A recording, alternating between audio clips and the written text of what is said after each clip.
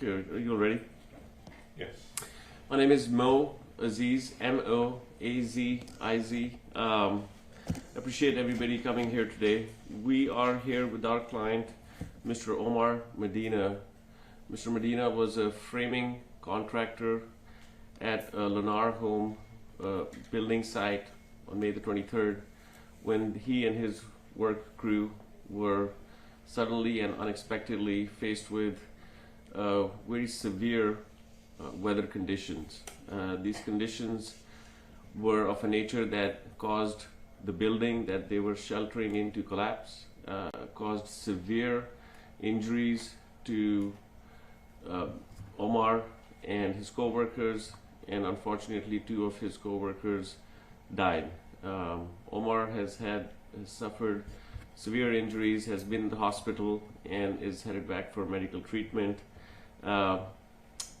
The basis of our lawsuit really stems from federal regulations, OSHA 1910.38. OSHA 1910.38 requires all employers and all controlling employers to have an emergency action plan for weather-related events. We see this in the refinery industry, we see it in the oil and gas production industry, and also in the construction industry. When you know that workers are going to be exposed to the elements, OSHA requires an emergency action plan. It's not voluntary, it's not up to discretion, it's a requirement. And what we know is that Omar and his co-workers had been at this site for 3 weeks.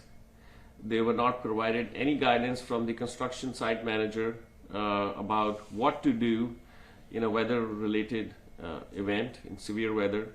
On the day of the incident, they were provided 0 instruction to evacuate, to stop work. The first thing that is supposed to happen if there is severe weather predicted for an outdoor work crew is to stop work and get the men and women out of there. Simply did not happen in this case. These guys were working, and next thing you know, the building was collapsing against them. With that, I'm going to hand it off to Hilda, my co-counsel in this case, to add some further remarks. Thank you very much, Mo. As Mo has done a very good job at summarizing what occurred, and this was a tragedy. It was a preventable one. My client was very much affected. He suffered a lot of injuries, from head injuries to various orthopedic injuries. He's going to require a lengthy treatment. He's very shaken up. Of course, he witnessed his co-workers pass away, and of course the building collapsed on top of them. So he is suffering greatly.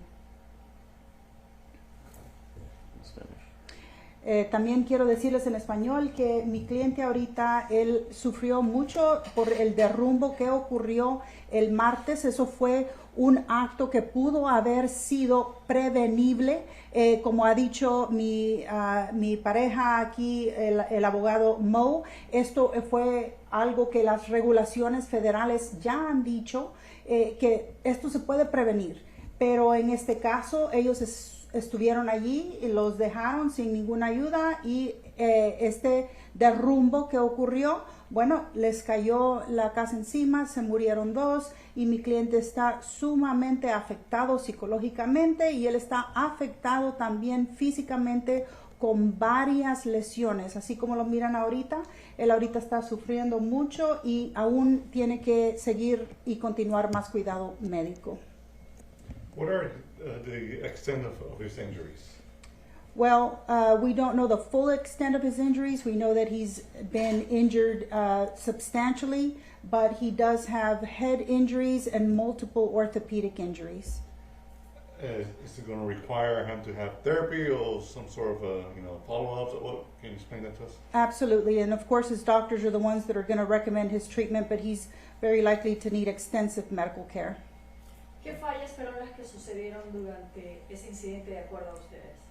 Bueno, las primeras fallas que hemos visto es que a ellos no les dejaron ningún anuncio, ninguna instrucción en qué hacer y bueno, estaban trabajando sin ningún anuncio o instrucciones en qué ellos tenían que hacer. How's he doing emotionally? Well, he's very shaken up, of course. He's witnessed the death of 2 of his coworkers. Also, the collapse of the building was something that was very shocking to him, so he is not doing well at this point. I know this is it was like I don't know if it was a tornado or not, but it was an event that happened so fast. You think they should have known that this type of, event could have occurred, and what is? Yes, sir.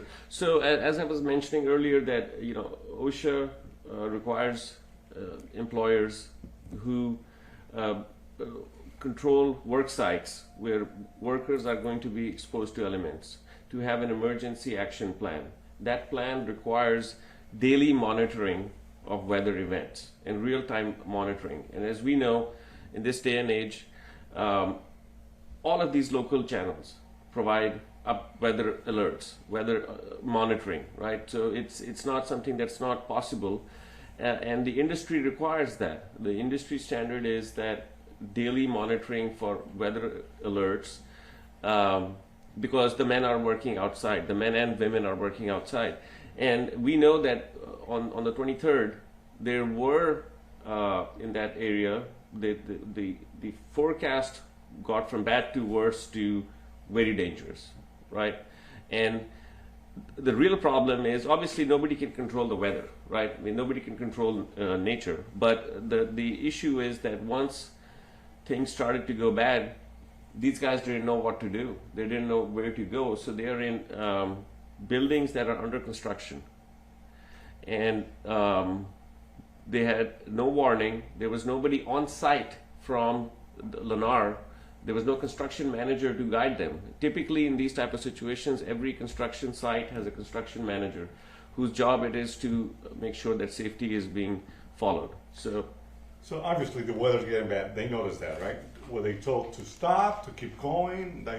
Yes, sir. So no instruction was given to stop work. They continued working until the building, right before the collapse. No instruction or guidance was provided that there was going to be a dangerous weather event and they should stay home that day or stop work early and go home, which would have been the safest thing to do. However, if they were told to stop work and go home, then nobody would be building the houses. And interestingly, the only crew that was out there was their crew. There was no construction site manager, there was no supervisor. Everybody else either left or did not show up that day. Are they a contractor to Lennar, or is it a subcontractor? Yes, sir. So the controlling employer of this site is Lennar because it's their site. Multiple subcontractors, and so Omar worked for a crew that was a framing crew. So they are a subcontractor of Lennar. Okay. So regardless whether your client's a subcontractor or works with Lennar, they're still responsible for having somebody out there.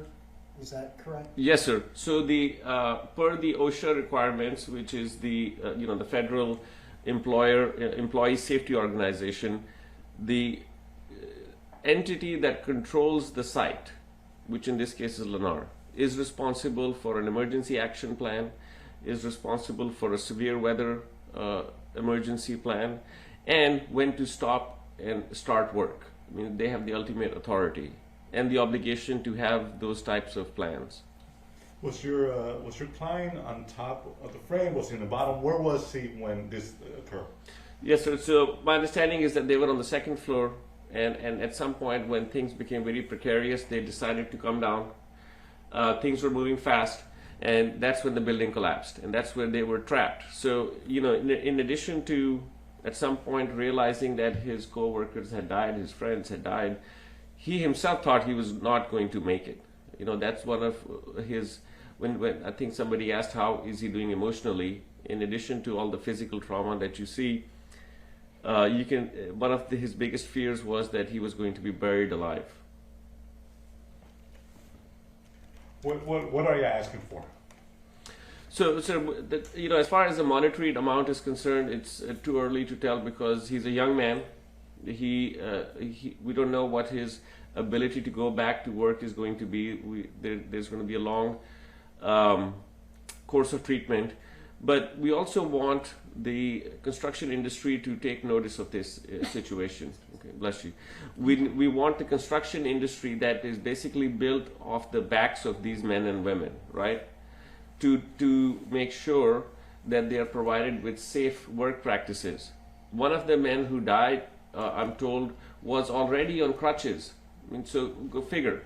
And he had been hurt on this job previously. So with this lawsuit, we want to send a message to the construction industry that these men and women that are the foundation of the work that happens in this state, in the construction, residential and commercial, that they are provided with safe workplaces. One last question. How did your client eventually get help? Was it 911 emergency, or did somebody respond from Lennar, or? No, sir. There was nobody there from Lennar to help them. It was first responders. First responders eventually showed up and helped these men and took him to the hospital where he had been admitted for a number of days and is probably headed back there. Was he wearing safety, like PPE? Was he wearing a hard hat? The things that they need to do. Yes, sir. My understanding is that the crew had basic PPE that was required at these type of facilities. Work shoes and that sort of thing. But given the nature of the event with the entire building collapsing on them, none of that was adequate to protect them. ¿Nos podría decir usted en español, por favor, su cliente trabajaba directamente para la compañía constructora o era un subcontratista y cómo funciona? Eso fue, mi cliente era un subcontratista, no era directo empleado del Lennar. Sin embargo, Lennar es responsable por mantener las personas en el sitio. Y también se mencionaba de que su cliente aparentemente nunca recibió notificación de que tenía que salir de la obra, que no había ningún representante. ¿Nos podría explicar? Sí, ellos estaban solos, eran 11 personas que estaban trabajando sin ninguna supervisión y tampoco recibieron las alertas que tenían que irse. ¿Qué son los derechos que tiene un trabajador? Los derechos que tiene el trabajador son que aquí en el estado de Texas ellos pueden reclamar para recibir compensación por cualquier daño que es resultado de alguna negligencia. ¿Qué es lo que tienen que hacer para hacer esto legalmente? Bueno, tal y como ya hemos hecho, como dijo el abogado Mo Asís, que ya la demanda fue presentada la demanda civil en la corte fue presentada contra Lennar. Muchos de los trabajadores en ocasiones piensan, porque están aquí tal vez en un estatus migratorio, que eso puede tener una injerencia, que de alguna manera eso afecta a ellos y por eso en ocasiones no creen que tienen derechos. El estado migratorio no tiene nada que ver con la demanda que vamos a poner. Con o sin papeles, mi cliente todavía tiene los mismos derechos de cualquier otro trabajador aquí en Texas. ¿Qué exige, qué pide su demanda? Bueno, la demanda está pidiendo varias cosas y aún compensación es lo que está pidiendo la demanda por todos los daños que ha sufrido. Aún no sabemos el extento de los daños porque esto se está desarrollando. ¿Compensación de más de? Compensación para los daños, compensación en términos monetarios. ¿Y de cuánto estamos hablando? Pues aún no sabemos exactamente porque no sabemos cómo se van a desarrollar los daños. Él es una persona joven de 23 años que ha sufrido muchas lesiones y bueno, tenemos que ver el extento. Ahora bien, en este caso fue una situación de índole natural, no es una cosa intencional, hay muchos factores que intervienen precisamente en que ustedes están documentando esta demanda por los derechos de aquí del joven presente. Sin embargo, en un momento dado está ese criterio también de que haya sido una situación que la misma compañía puede decir, bueno, ¿cómo íbamos a saber si esto pasó tan rápido y es una cuestión natural? Sí, mira, habían con la tecnología que tenemos ahora para ver el ambiente, habían ya alertas que se habían dado mucho más temprano que cuando esto ocurrió, ya habían alertas en la mañana. ¿Qué tan difícil es comprobar una negligencia en este tipo de casos, abogada? Bueno, la ley dice que nosotros tenemos que comprobar con evidencias, así que depende en los hechos del caso, pero para nosotros aquí hubo una negligencia clara. Las herramientas de seguridad, ¿quién les tendría que haber proveído? ¿El contratista o esta empresa a la cual ustedes están demandando?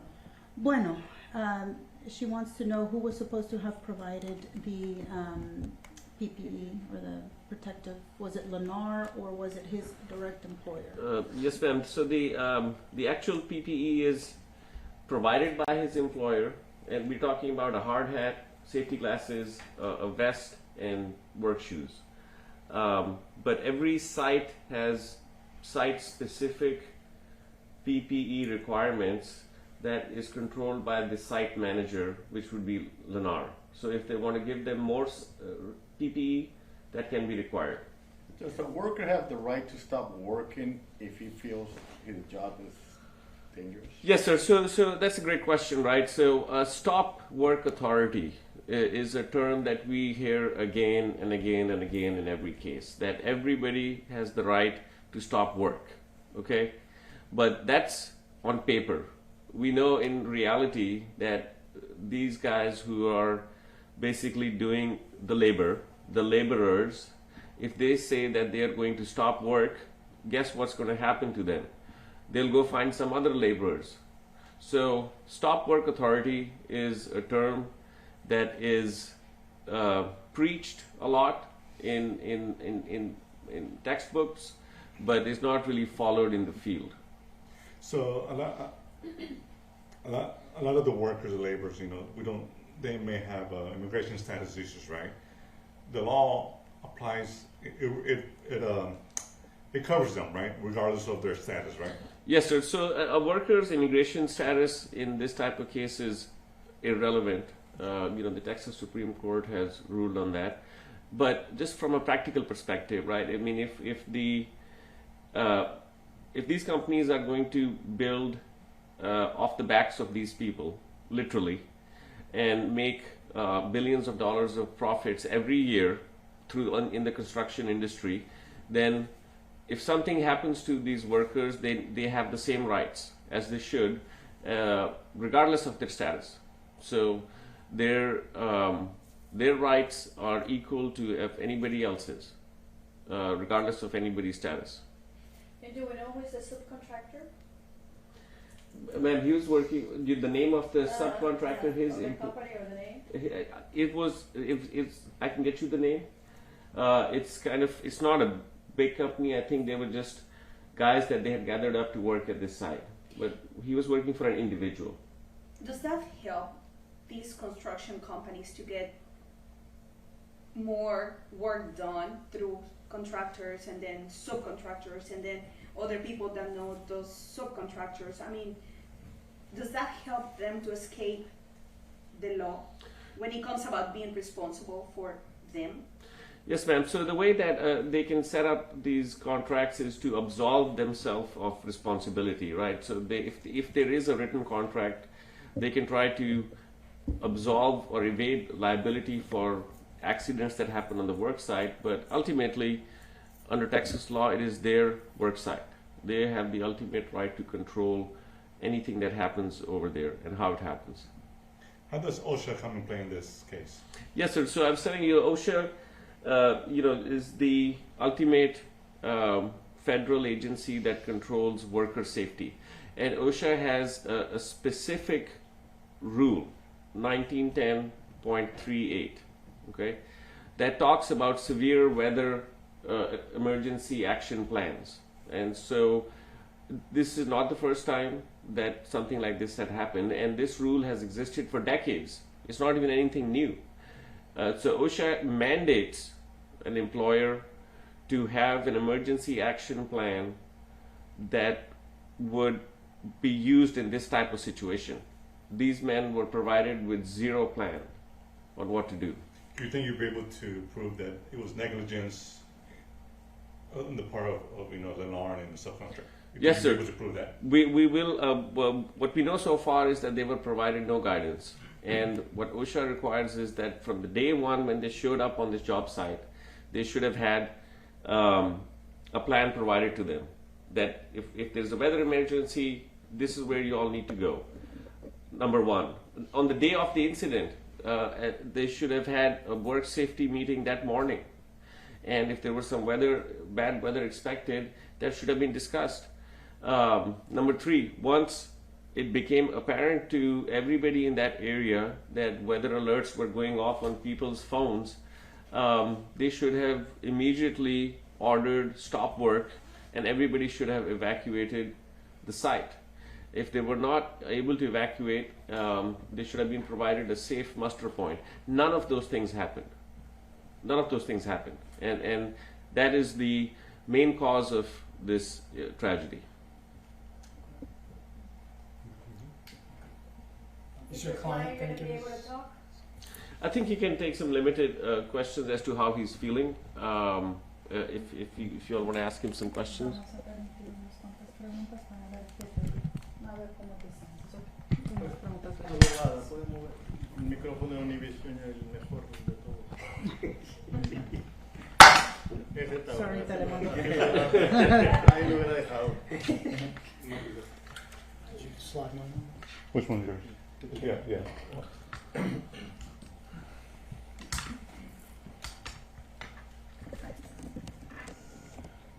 We'd just like to start with how you're feeling. Vamos a ¿Sabes empezar. inglés o No, inglés. por español? Okay. ¿Cómo te sientes? Traigo dolor de cabeza, náuseas, mucho me duele mi cabeza. ¿Cómo fue para ti eso que vivieron del accidente? No, fue muy feo. Yo no vi venir eso. Yo en ese rato me espanté, pero pues ¿Cuál ahí- fue tu reacción en ese momento? es que mi reacción fue nos abajamos nosotros y al momento de ver que la casa venía pues quisimos correr y ya no pudimos. El peso se nos ¿Tú quedaste atrapado también? quedé atrapado en un hoyo ahí abajo. ¿Qué pensaste en ese momento? O en ese momento yo pensé que ya me había muerto ahí porque tiré mucha sangre y me espanté. ¿Y ustedes Yo pedí auxilio, pero la ambulancia llegó como a los 7 minutos más o menos. ¿Qué veías alrededor de ti en ese momento? Alrededor de mí pues me llené de sangre en ese rato, todo de cabeza abajo. ¿Tus compañeros? Mis compañeros no los vi porque yo pedía auxilio, yo no escuchaba el auxilio de ellos. Cuando llegó la ambulancia intentó levantar todo el peso sobre mí porque ahí llegó conmigo primero, porque yo fui el primero que pedí auxilio. ¿Cómo cuánto tiempo crees que pasó en ese momento? Sé que el tiempo es muy relativo en esas circunstancias, pero ¿crees que Mínimo fue mucho? el tornado no fue como de 7 minutos, pasó todo. ¿Y cuánto tiempo quedaste atrapado? El atrapado quedé máximo 7 minutos. ¿Nos podrías decir qué estabas haciendo, dónde estabas? ¿Nos podrías explicar un poquito? Estábamos terminando la casa en el segundo piso y en eso pues venía llovizna, ¿verdad? Y nos empezamos a bajar para abajo para refugiarnos y en eso se vino el aire y ya no nos dejó salir el aire de la casa y en eso pues intentamos nosotros refugiarnos abajo, pero nunca pensábamos que se iba a venir fuerte el viento para que la estructura se fuera para abajo. ¿Nos puedes explicar qué material fue los que se les cayó encima? O sea, todo se cayó. ¿Pero qué era? ¿Qué es el tipo de material?